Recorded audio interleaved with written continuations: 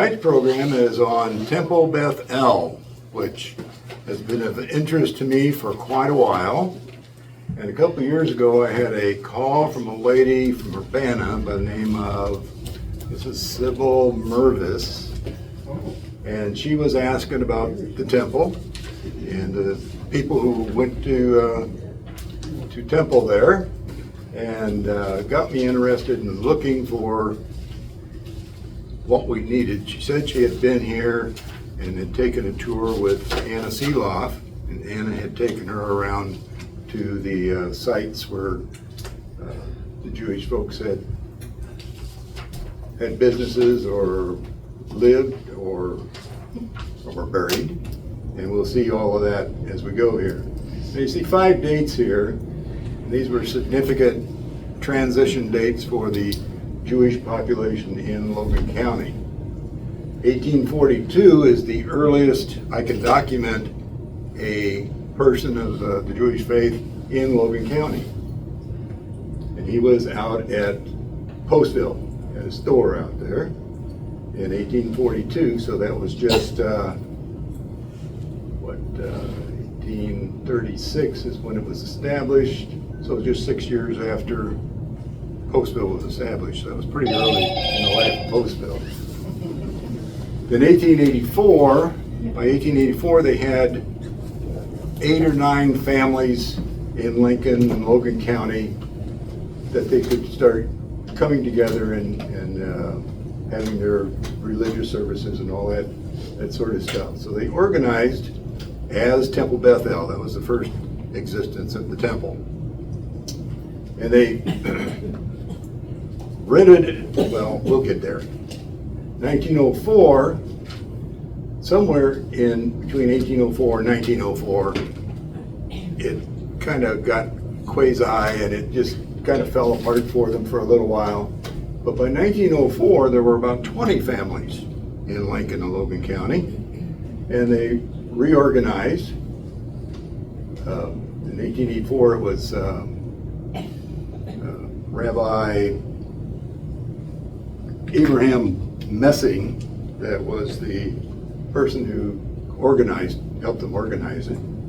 Then in 1904, when they reorganized, it was a Rabbi Charles Levi from Peoria, and he put this Abraham Messing in charge of the Lincoln Temple. So whether he moved here and lived here, I don't know. I couldn't find anything about him. Maybe he just monitored that they were doing their services correctly or something of that sort. Okay, by 1910, those 20 people were organized and they pulled enough money together to build the temple. And the temple we'll see in a minute, and I'll show you all the details on it. But it took till 1910 to decide to build it. And we'll talk about that. Then by 1927, this population started vanishing. The men passed away, left the women to try to make this thing go. I saw that the husbands were much older than the women, so it was almost ordained to come that way, I guess. But by 1927, they had to close the temple and dispose of the building. And we'll see that transition as we get there. In 1884, we'll get back to Postville in a little while. In 1884, they leased this building, which was the Universalist Church. And Universalist Church was over here in the next block over, where Mellow Cream Donuts is now. And actually, it was built before 1869, and the map there where Gary is sitting has that building drawn on that map. That's an 1869 bird's eye view of Lincoln, and it's on that map. And that was on Kickapoo Street facing Latham Park. Now, I don't know how long they were in that building. It seems like they weren't there very long. Like things weren't, I said that earlier, things weren't going well for them as far as the organization. But that building, prior to the Jewish Temple going into it, was Lincoln Library Association's building for the library. That was the second home of the library. They were there from 1879 to 1884, and the Jewish people took it over in 1884.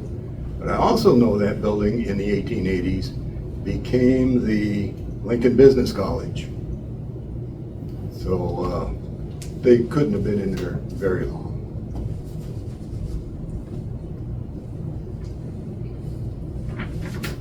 Okay.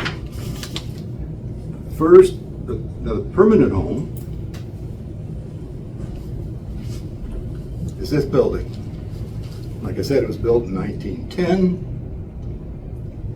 It it's located on McLean Street, facing Latham Park. There's now the Women's Club building. And if you can see it, you barely see it at the top of the picture, that stone on top of the eave there is a Star of David. And it's still there today. The property was purchased from Margaret E. Maxwell for $1,100. The architect was J.M. Deal, and he also designed the courthouse, and he designed the library, and he designed several other churches in town. I've seen church records where a Deal was hired to design a new church for that congregation. The contractor for this one was Crowell out of Jacksonville, and the cost of building it was $7,000. When they were done with it, they had no debt. The building description is that it's 36 feet wide, 70 feet long, and follows the modernized Roman style. The interior was done by Schonbacher of Springfield. He had decorated many of the churches in Lincoln that were being built about that time, and there were several. So he was well-known decorator for the interior of churches, and they say that all of them were beautiful, but there's no pictures of the interior of this building that have been found yet. Maybe some fine folks at home have some. Construction started in June 1910, and the dedication took place on November 5th, 1910. So it was just a little shy of 5 months of getting it built. And 20 Jewish families in Lincoln, Logan County called it their religious center. Now there were a couple articles that I based a lot of my lecture on here. And one of them is The Star of David was written by Nancy Gilbaugh, and it was in the Our Times, spring of 1997. And there was a note on one of these, oh, it's this one over here. But the Star of David, it was her, and it explains a lot of that. And it's in our collection here. In our church collection, in the vertical file, we have, for each denomination, we have a file. The other article that I got a lot of information from, for the Lincoln Women's Club, research by Mary Ellen Martin. What do you know? But this one is called The Jewish Temple Dedicated on Sunday. And a nice long article about the dedication. So you can get some details on that. And that's in that same file for the Jewish church back there, Jewish temple.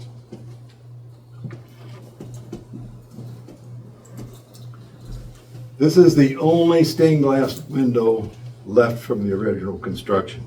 This is over the doorway. This is an interior shot of that arched window. Other stained glass windows, we have one that was called Jacob at the Well. It was donated by Rachel Lee Barnard.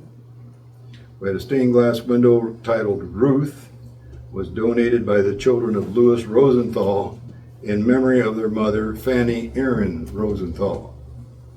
And we'll meet this Rosenthal family in a little while. Other stained glass windows were donated by Frank Atlas, Emil Rosenthal, children of Solomon and Yetta Khan,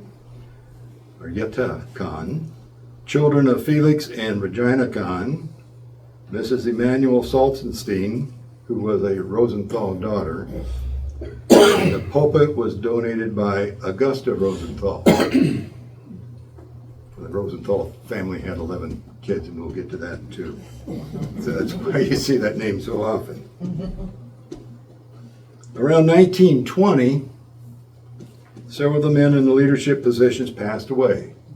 And Louis Rosenthal, the patriarch of that family, was one of them. He died in 1918. And it left the women to carry on and try to keep things going. But they found by 1927 it was just getting to be a big struggle, and they decided to disband as a temple and sell the building. So while it was on sale, there was a tornado in Cornland, took out their Methodist church. So the Methodist church down there was looking for supplies for their new church. And they found that this was for sale, so they came up and they bought the pews, the pulpit, the chairs, the stained glass windows, and that was to put into the new church that replaced the destroyed church. The church was, that was 1927. Well, the church functioned till 1956. And then the Masonic Lodge bought that church in Cornland. And they had it for a while. It doesn't say exactly how long they had it, but then they sold it, somebody bought it, made a house out of it. The windows were sold again. To whom? I don't know. So we don't know where those windows went. Hopefully they're still intact somewhere. So in 1927, the building was set for sale, and the Women's Club was looking for a home, and this fit the bill. So they purchased the building, and with a cost of $9,000 for buying the building and taking care of reworking the interior to function for their purposes. So it cost $9,000 for them to get that. Now, this is what the building looks like today, and has for the last 99 years under the care of the Women's Club. So they have a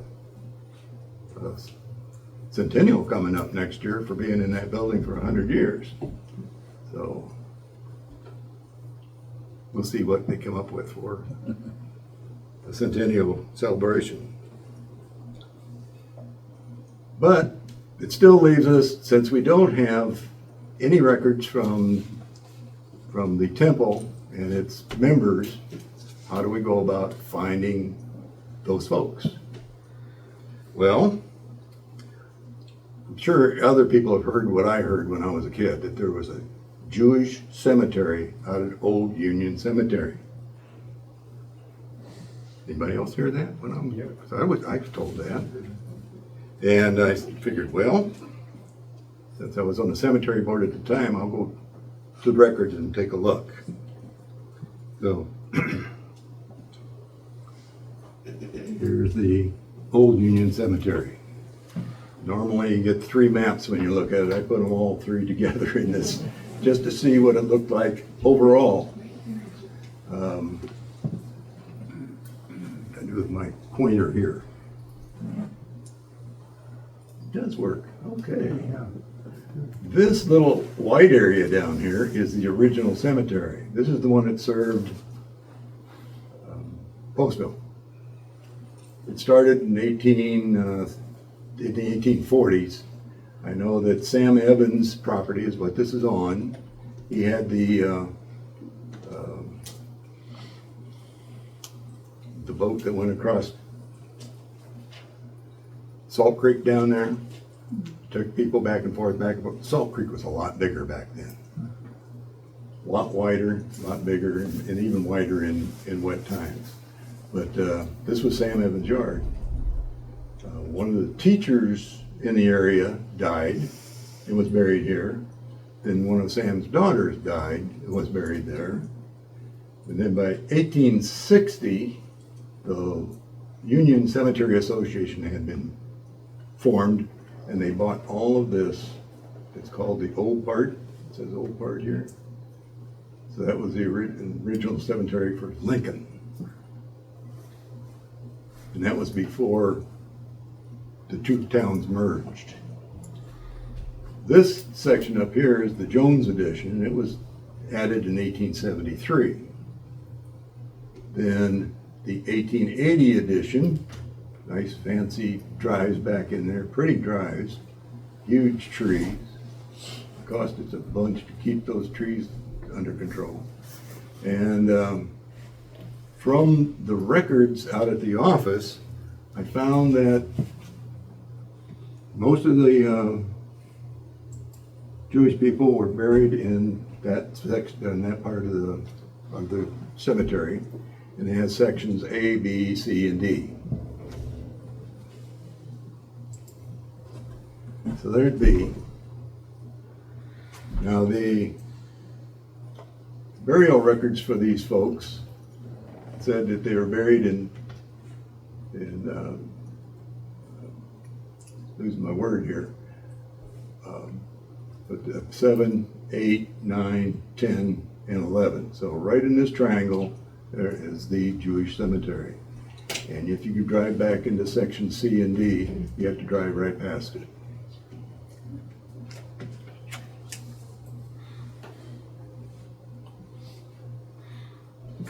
So let's get a little closer look at that triangle.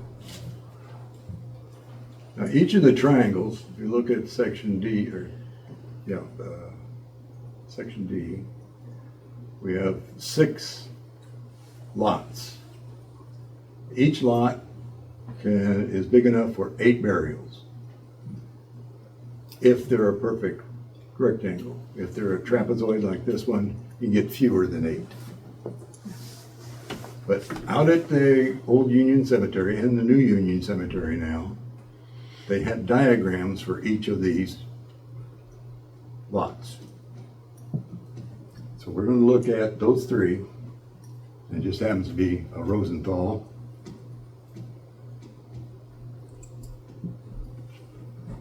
So these are the diagrams, and I'm working on digitizing all of that so we have it here. I'm just about finished with Old Union Cemetery, and I'll be moving on to New Union Cemetery. But we have lot 1, and in that lot we have the Rosenthals. Silas is the dad, Fanny's the mother, and Joel is the son, and then we have that big monument there. Lot 2, we have Levi, Fanny, Emil, Raphael, Emma, and you see the red ink here signifies children. And a child back then was considered anybody under the age of 21. So we have 3 children there, and they are Robert, Solomon, and an unnamed infant. Then lot 3, there's Louis Rosenthal. He's the patriarch of all of these Rosenthals. His wife Fanny, Emil, Solomon, Robert, Augusta, and one child down here in the corner, Julia, or Julius. So from these, going through all of those diagrams and picking out the names, I came up with a list, and this is A through L. And in this list, we have the surnames of Ehrenheim, Altman, Bernstein, Kavinsky, Dickerson, Edgel, Eskra, Fix, Franks, Fraub, Friedman, Friend, Goldblatt, Gresham, Hartman, Heil, Herman, Henriksen, Horn, Hyman, Jacobs, Knopp, and Landauer.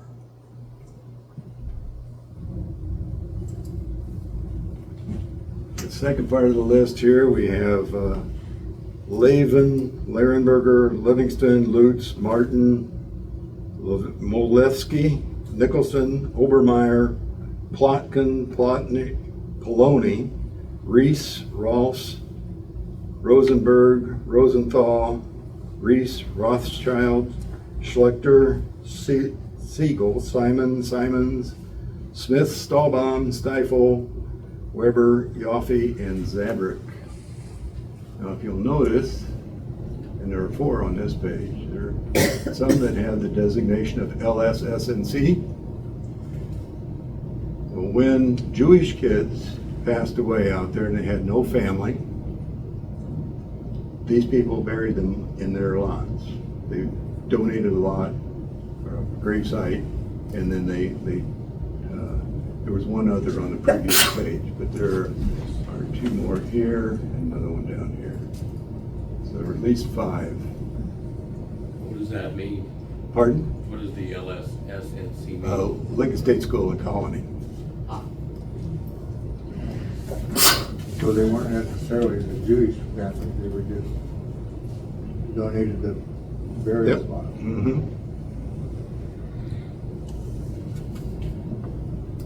And then the last of these is the Kahn family. The reason they're out of order is that was one of the diagrams I missed. I had to go out a couple weeks ago and find it and add it in.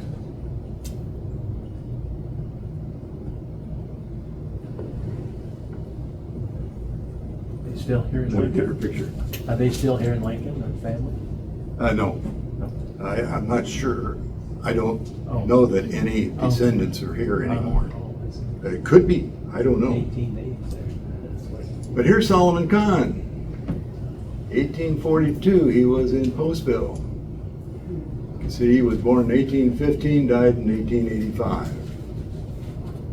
His wife was Yetta Aaron, and she was born in 1829, so he's 14 years older. They had 11 children, and their names were Bertha, and Bertha married Joseph Landauer. So, then we had Louis, Aaron, Samuel, Emma, Carrie, Sophia, Nellie, and 2 who died as infants. I said he was in Postville in 1842. His store was across the street from Postville Courthouse to the west, in the same block where Casey's is now. And when the county seat moved to Mount Pulaski, he bought the courthouse and the whole lot, the whole block that it was on for $300. Moved his store into the first floor of Postville Courthouse, and he lived upstairs. He wasn't married yet then, but he did have a couple of brothers, and I think they were staying with him, so it's a possibility. Okay, so he, but by the time they had 11 kids, if you ever been up in the second floor of the courthouse, there's just not enough room for 13 people. Of course, some of the kids passed before they were even there, but even 12 people is tough up there. But they had a house on 6th Street, and I'll show you that in a minute. So Solomon bought a building in Lincoln in 1856. He and his brothers opened a store. So I don't know if he closed this one or they ran them both at the same time, but they bought a store in Lincoln. In 1884, he was vice president of Beth L when it was organized. He also was the Lincoln City treasurer, and it started in 1865. And that was the first year for the city, because Postville from 1836 to 1865 was Postville, and Lincoln was a separate town, 1853 to 1865, and then they joined to make the city of Lincoln. That's when he started working as the treasurer for the city of Lincoln, and he did that for 20 years until his death in 1885. Now, the store they opened in Lincoln in 1856 was called the Kahn Brothers Store, and his brothers Felix and Moses were co-owners. They got burned out in 1871, had no insurance, but they started over again, and then it burned again. And then, so in 1872, and we can see that Yetta died in 1872, he sold his part of the store to his brothers, and they ran it after that. And then he continued on as treasurer of the city. But this is the first time I've seen a picture of the guy that bought the courthouse for $300. It was a big deal back then. Now we have, this was given to me, actually it was donated here, and it's in the Postville file back there, but a rough drawing of Postville, and it's to the east side of the park. Here's 6th Street, this is 5th Street, and this is 4th Street. Well, there's the courthouse, there's Deskin's Tavern, and the well that's still there, and here is the Kahn store right here. Now, I know this isn't in any chronological order, because 1842 Solomon was there, and in 1851 the Boy family was there, and that Boy family are my great-great-grandparents. So they owned that whole block at that time. And here is the Kahn house where they raised their kids. So I can just see 3 or 4 old guys sitting around a table trying to figure out where all these places were. Now, I know that standpipe for the water company had to be built around 1886, because that's when the water company started. So it spanned from 1844 to 1886. Okay, now we have Louis Rosenthal. Here's the guy that was the patriarch of all those Rosenthals that are buried out at the cemetery. And he was born in 1832, died in 1918. His spouse was Frances Aaron, who was the sister of Louis Rosenthal, Solomon Kahn's wife. So they were brothers-in-law. Theirs was the earliest known Jewish marriage in Logan County in 1856 at the Postville Courthouse in the store. So they can call it the courthouse, I guess. They had 9 children, and they were Fanny, Flora, Rachel, Robert, Solomon, Francis, Levi, Emil, and Augusta.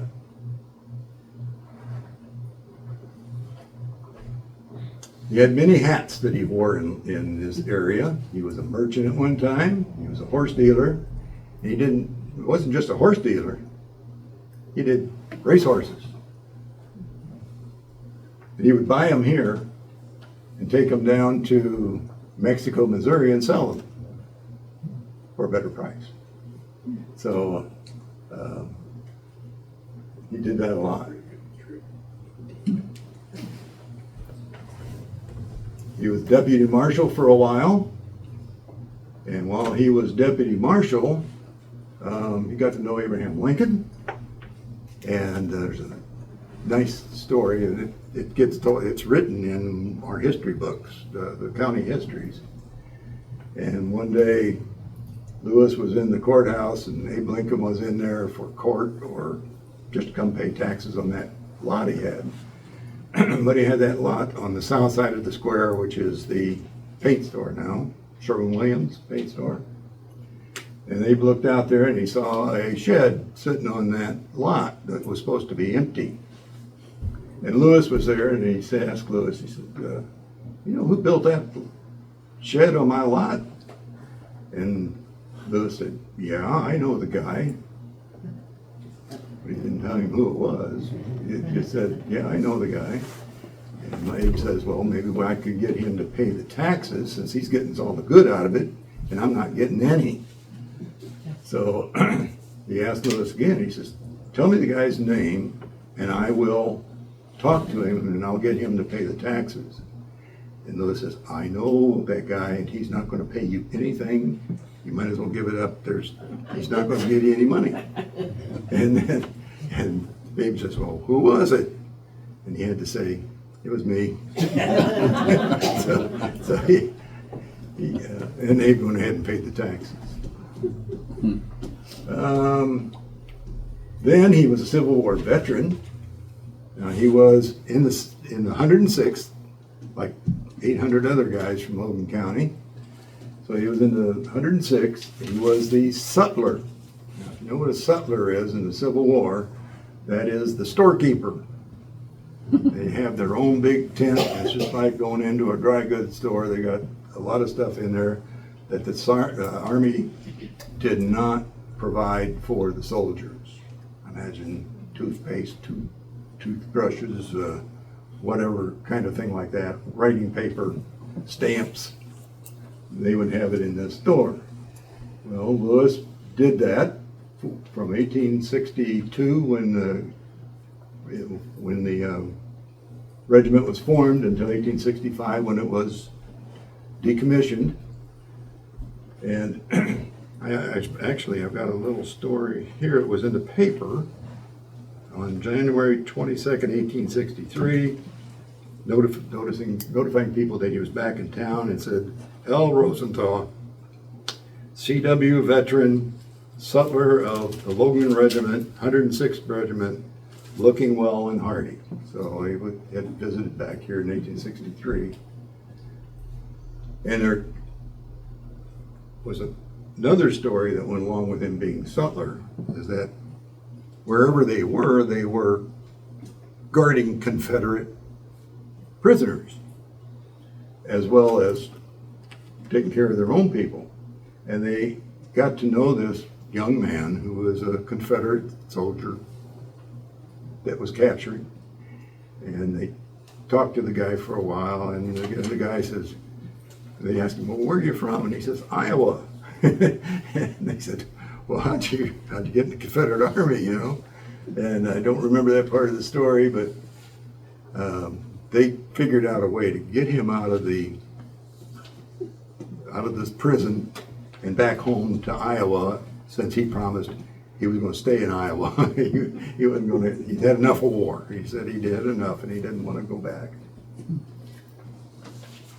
But Lewis's big claim to fame was being a police magistrate, what we called a justice of the peace later on.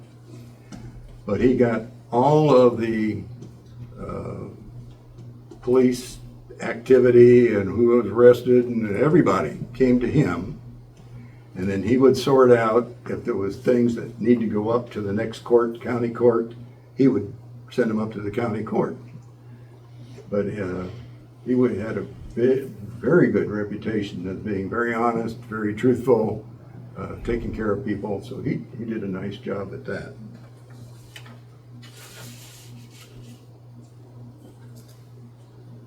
Now we have some photos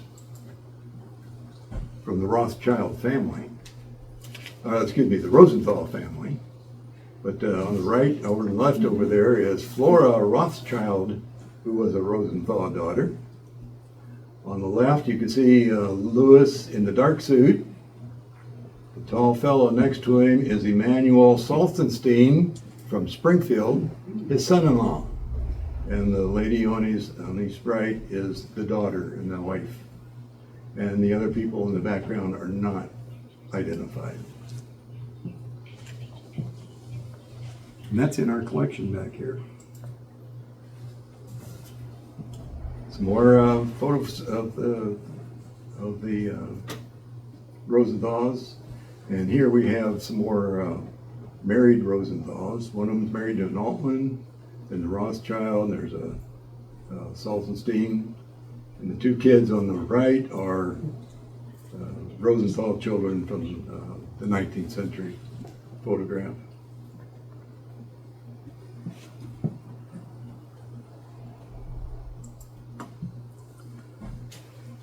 Now, most of the Jewish people in town were merchants. So we'll look at some advertising that I pulled out of the shoe collection.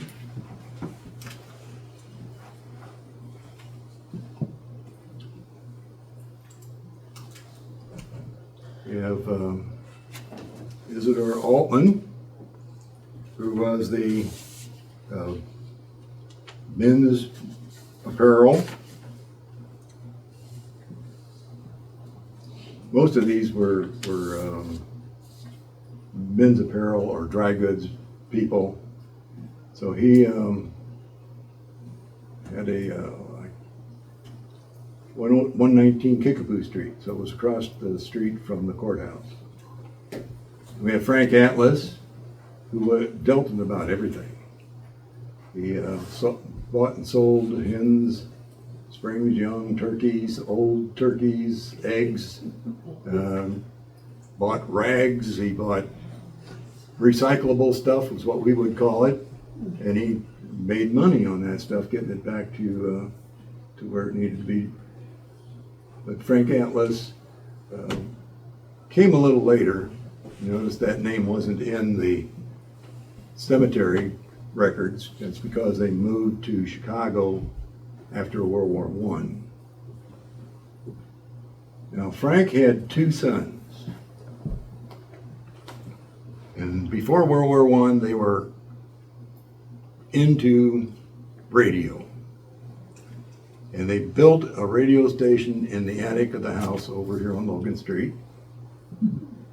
And they set up, and they had people come in and talk. They had people come in and sing, play music, and it was broadcast whatever distance that their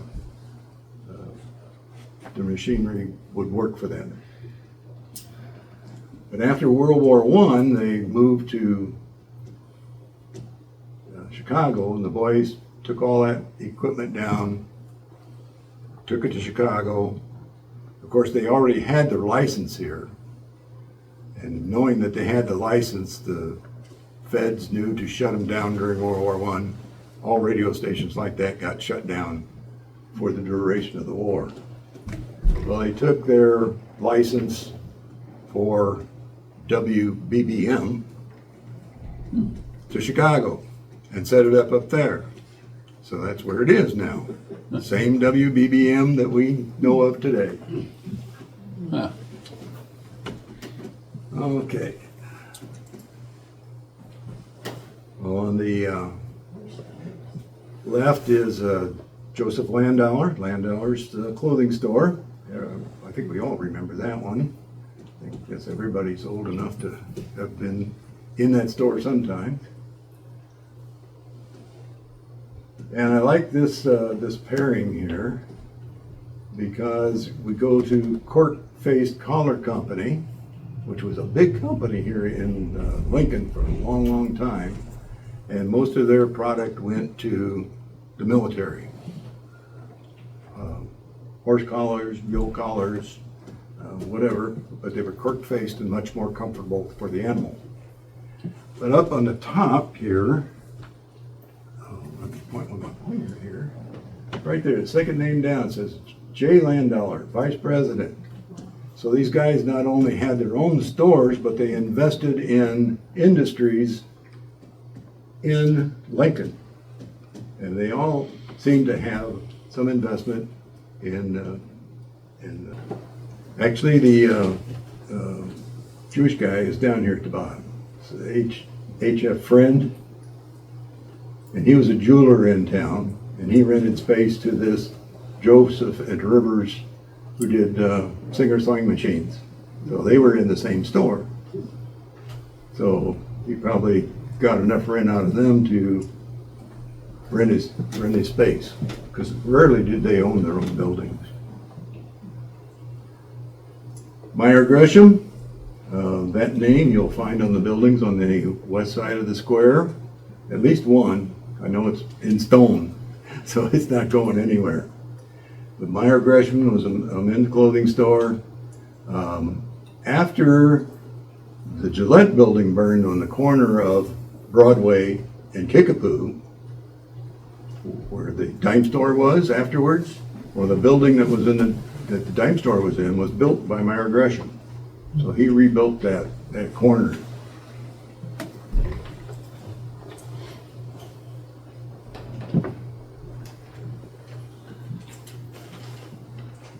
We have Julius Jacobs, got two different ads here for him.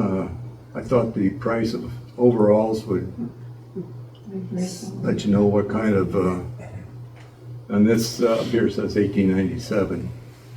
So in the last 126 years, what has inflation done to that 19 cents? I think I paid, last pair I bought was $30. And then, if I remember right, they were on the corner over here where the barber shop is now. Across the street where the alley is. Yeah, They Oh, were in okay. there Where the lawyer's office is. Oh, okay. yeah. Yeah. I knew it was right around in there somewhere. Yeah. Thanks for straightening Yeah, me out. I on that. remember Used that to- store. Mhm. He used to shop there. And they lived on Park Place. Oh, is that right? At the far west end on the north side. Okay. John A. Lutz, it's the name people keep referring to me when they say, well, you know, remember John A. Lutz? Well, and I don't remember him. He was gone a long time before me, but I said I know of him. There was a fire in his building at one time, and it just burned about everything up.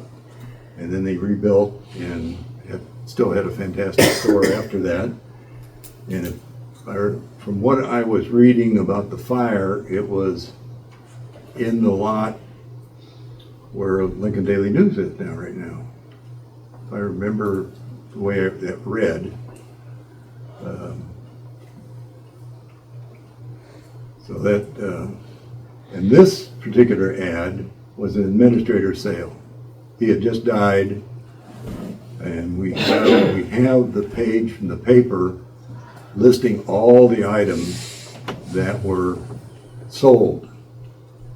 Hundreds of items listed on that page. Things are being sold off.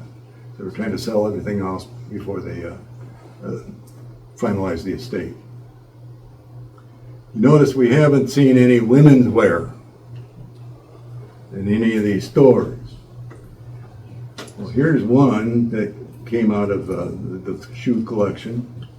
That was an order blank for a duster, you know, something to put over your fine dresses, so that when you were in the carriage or in the open carriage of the new Hupmobile, the dust wouldn't get all over your fine clothes.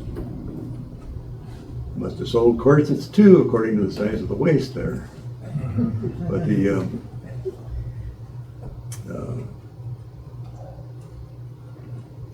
milliners were ladies, and they usually had their own shops. You rarely see them with one, except for one that you're going to see here later. Now this is the Kahn Brothers ad, so this would be Felix and Moses, because by 1897, Solomon was gone. He died in 1885. What I like about this one is they're selling Dawson's Hog and Poultry Cholera Remedy. If you read this line right here, you find out it's made in Mount Pulaski. So here we got two towns out of the county mentioned in the same ad. So that was cool to me. So here's Isaac Stiefel, and you can see that he does cater to women. He had somebody in the shop that did millinery and dressmaking. And he had a dry goods store with carpets, menswear as well.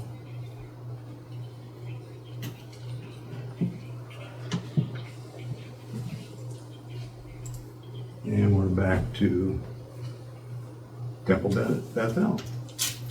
Now, a lot of is going on yet in researching all of those names that we saw from the cemetery.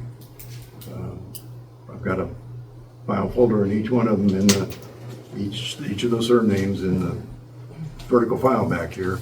And as I run across stuff for each of them, and I can go back through the newspapers that I've indexed and find their names and get those articles and put those in there. Then we'll have a nice collection on each family so we know what they've done here in the city and elsewhere. Any questions? Very good. Yes, ma'am. I didn't catch what you said about the thing on the top of the, what exactly was that called? Let me move up to, I'll move back to, let me get out of this.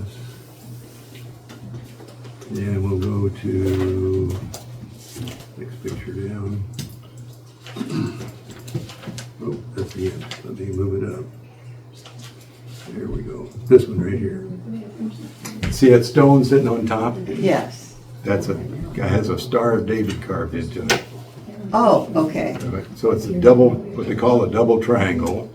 okay. I heard that term when I was researching World War I, and they were talking about putting stones on the U.S. boys' graves over there. Yeah, And they called it, they actually said that the Jewish kids would have the double triangle on their, yeah, the Star of on their David, stone. Yeah.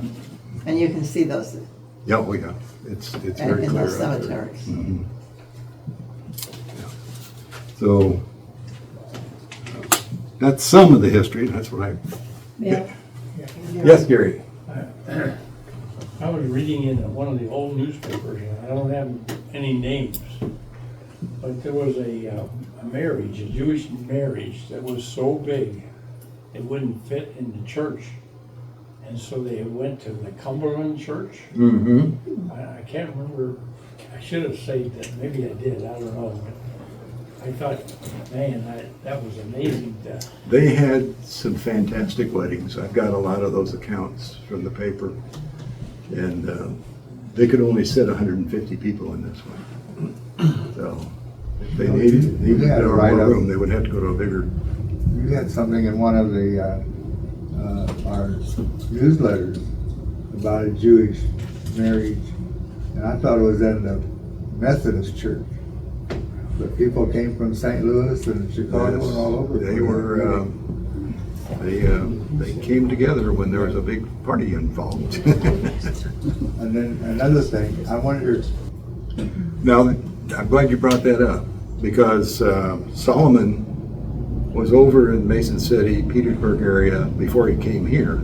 He trained in one of the stores over there, saved his money to be able to open a store over here in Postville. So, yeah, my a dad lot of said, them went there first and came over here. my dad told this about the Franks there in Mason City, and said Grandma would send Grandpa to Mason City to get groceries and the like.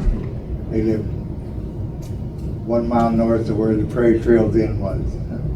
So they were kind of out in the middle of nowhere. Mm-hmm. And Dad said that he'd go with Grandpa. Grandpa would go in and tell Mr. Franks, said, smell me off about 4 yards of that. And so he'd go put it up to his nose and stretch it out. And that's how he measured off the 4 yards.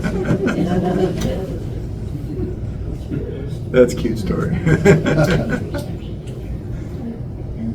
Galen? Did you ever hear the type of congregations that this was, whether Orthodox or conservative or? It was That I've never heard. It was I'm not sure they- reformed. Okay. Pardon? It was reformed.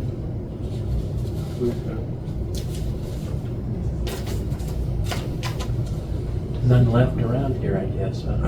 Not that I'm aware of. Not out of those families. Well, some of There these, might be, there might be. some of these families were around for a while. Where were they worshiping? Pardon? I said some of these families were around for quite a while, so, Yeah, like the Landollars, they were here for a Yeah. long time. so where were they worshiping? Go to Springfield.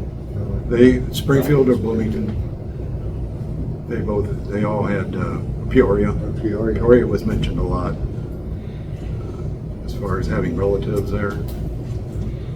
The ones in Delavan went to Peoria. So Mhm. Burgers and those, I remember those people well. Anybody else?